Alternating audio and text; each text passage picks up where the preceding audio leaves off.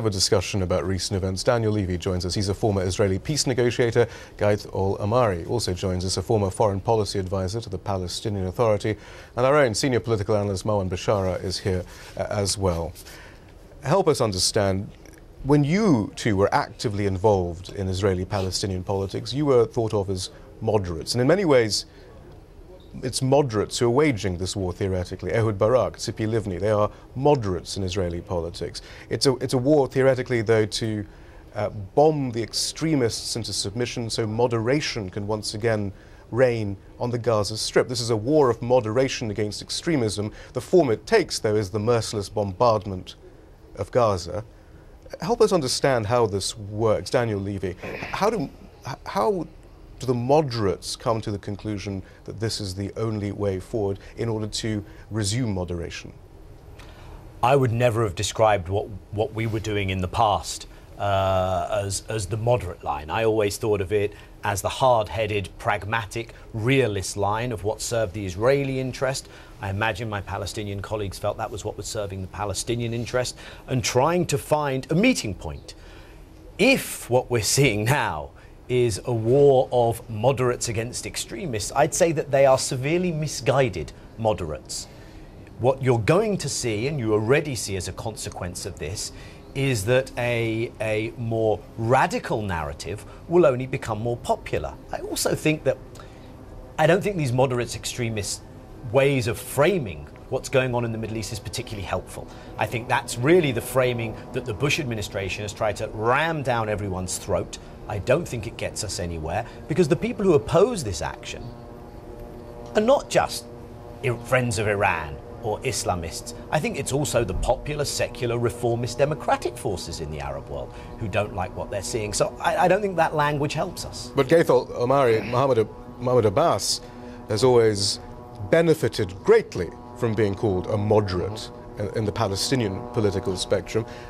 If what we know about the Egyptian-French peace plan, or rather ceasefire plan, is to be believed, he's going to come out of this rather well, actually. A major plank of it appears to be to reinstall his authority on the Gaza Strip. It is about, I mean, Mahmoud Abbas is doing rather well out of this as a moderate amidst this bombardment, isn't he? I wouldn't say so. I mean, first of all, let me just go back one step and say that what got us to this point, to the point of conflict, is the fact for the last 8 years there have been no negotiation. Pragmatism has been gone out of the window, and it's all been about ideology, whether coming from the United States or from the region. And Hamas, in many ways, is an expression of extremism. Now, Abbas himself is not benefiting from this, and he's been very clear about it. On the short term, he will not, under any circumstances, go back to Gaza over Israeli tanks.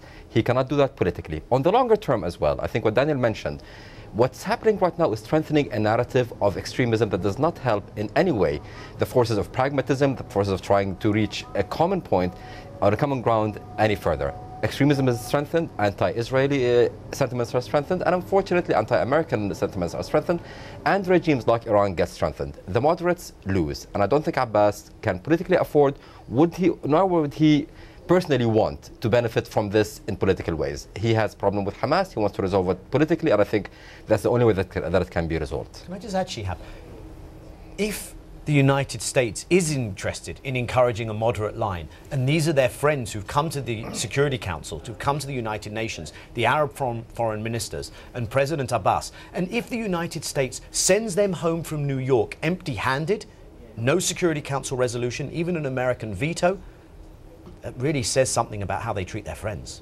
Marwan Bashara, the forces of moderation versus extremism, the forces of pragmatism versus those who are entrenched. What is going on? How do you define it all?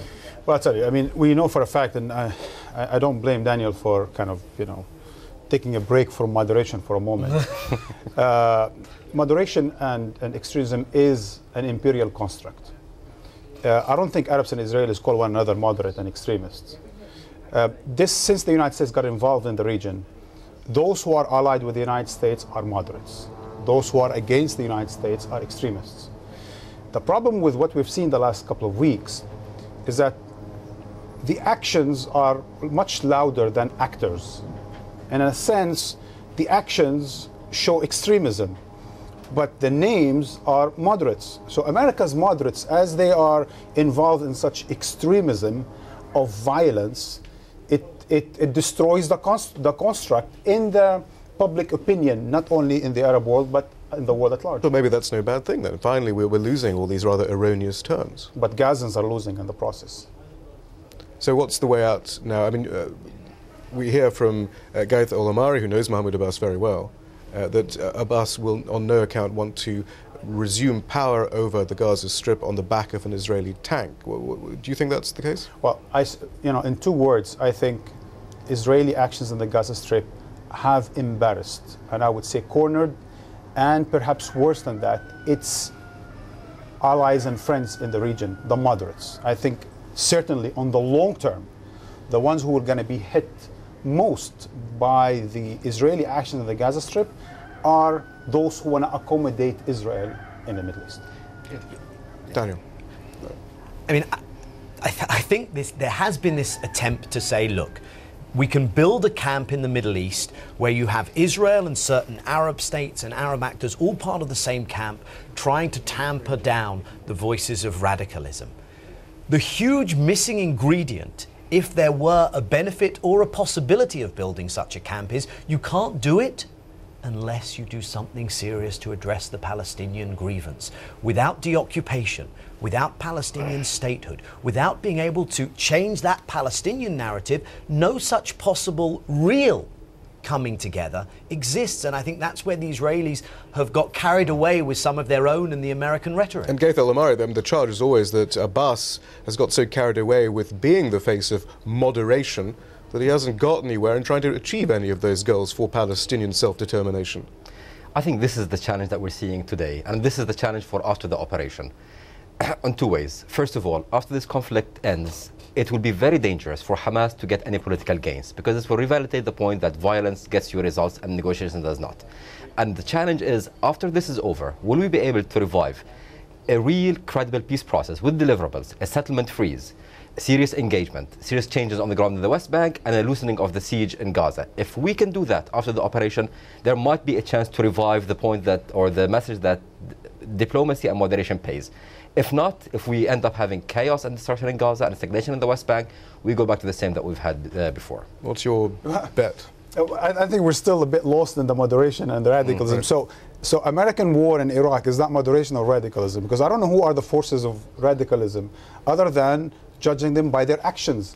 I think those who are involved in most wars and and inflicting most suffering in the region in the last 15 years, I would say they are Israel and the United States. So is Israel and the United States the force of moderation or the force of extremism in the region? But the point is, though, that only Israel, the Palestinian Authority, and the United States are going to be left standing after all the dust has cleared. So where will we be? Well, look, I mean, the Israelis work on a very limited landscape, which is called, let's have some tactical gains in Gaza, let's contain Hamas, let's break down its structure, let's stop the rocket launching. The problem with that is that those wars don't have a limited landscape.